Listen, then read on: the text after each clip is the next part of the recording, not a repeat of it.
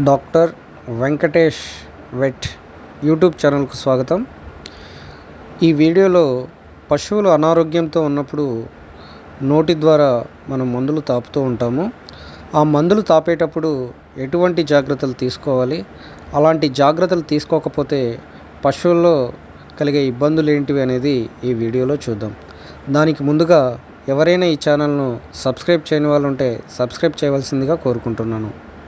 పశువులు అనారోగ్యంతో ఉన్నప్పుడు కొన్ని రకాల మందులను నోటి ద్వారా తాపించుకోవలసి ఉంటుంది. ఆ మందులను సరైన పద్ధతిలో తాపుకోకపోతే పశువులు చనిపోయే అవకాశం ఉంటుంది. అది ఎలా అంటే, ఇప్పుడు మనము మందులను నోటి ద్వారా తాపేటప్పుడు ఆ మందు ఆహార వాహికలోకి కాకుండా ఊపిరితిత్తుల్లోకి వెళ్ళినట్లయితే ఊపిరితిత్తుల్లో ఆస్పిరేషన్ నిమోనియా అనే కండిషన్ వచ్చి చనిపోయే అవకాశం ఉంటుంది. అలాగే కొన్ని పశువులు కాల్షియం, ఫాస్ఫరస్ మరియు మెగ్నీషియం వంటి పోషకాల లోపాలకు గురైనప్పుడు కింద పడిపోయి లేగని పరిస్థితుల్లో ఆ పశువుల్ని మనం చూస్తూ ఉంటాం.